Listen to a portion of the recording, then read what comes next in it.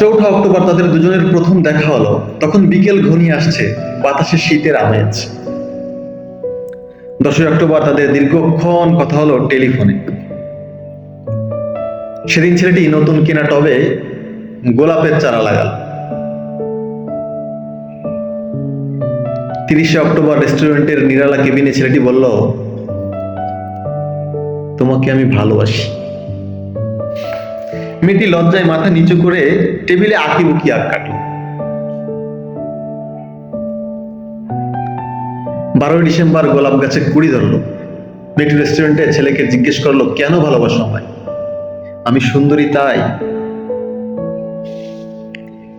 তোমার চেয়ে সুন্দরী আছে কত। আমার বাবার প্রচুর অর্থ তাই। তোমার বাবার চেয়ে বড় লোক এখানে কম আছে?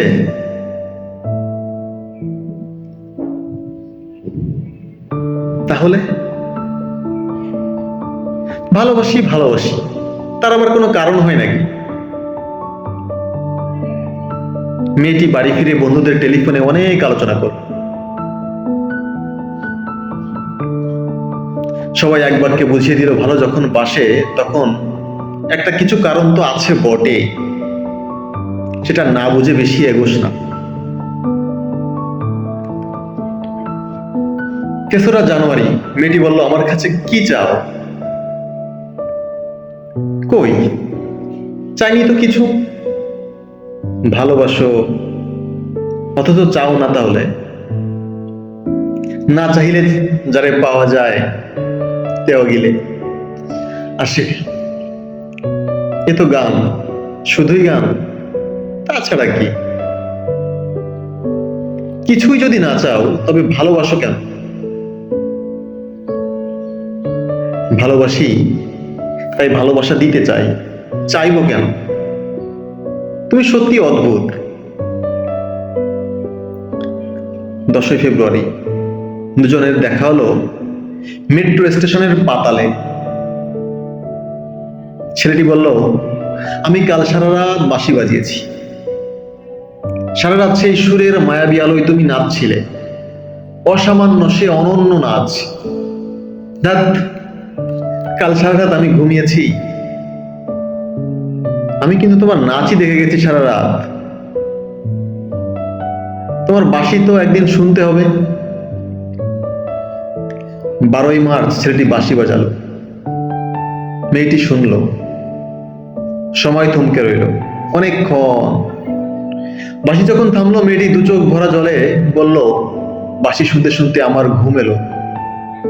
আবেশে আমি দেখলাম আমি নাচছি মেঘের মাঝখানে, তারাদের পাশে আমি নাচছি। আকাশে ফুলের গন্ধ। ডাক্তার আমাকে বাঁশি বাজাতে নিষেধ করেছে। সে কি, কেন? বাঁশি আমায় টেনে নিয়ে যায় স্বপ্নের মধ্যে।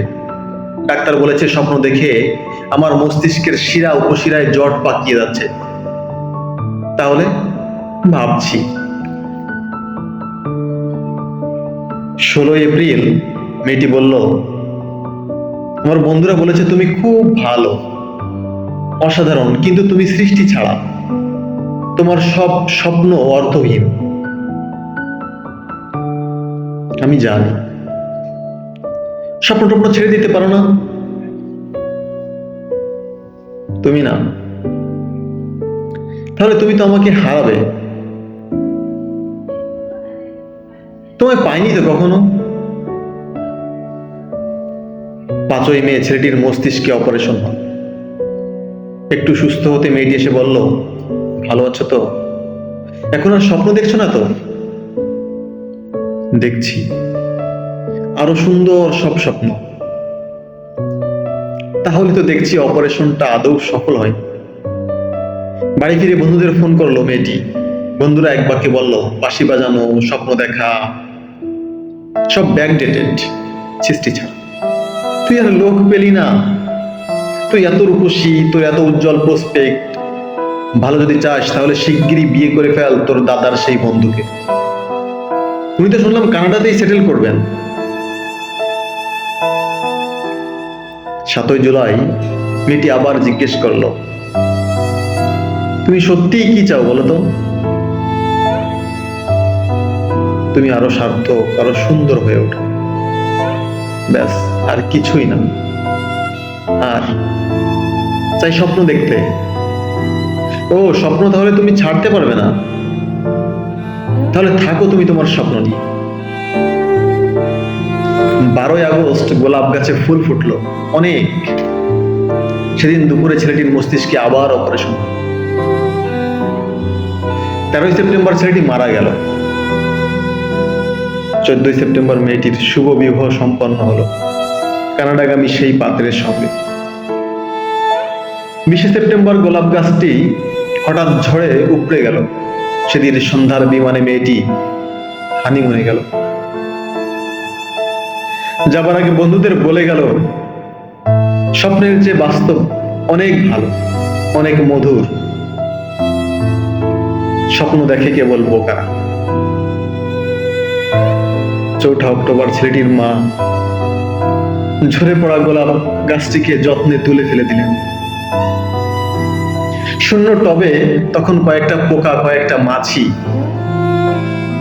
আমরা কেউ জানি না ওগুলো পোকা, মাছি নাকি ছেলেটার স্বপ্ন, আমরা ঠিক জানি না, আমরা কেউই জানি না। ধন্যবাদ। কবিতার নাম প্রেম, লিখেছেন শুভ দাশগুপ্ত।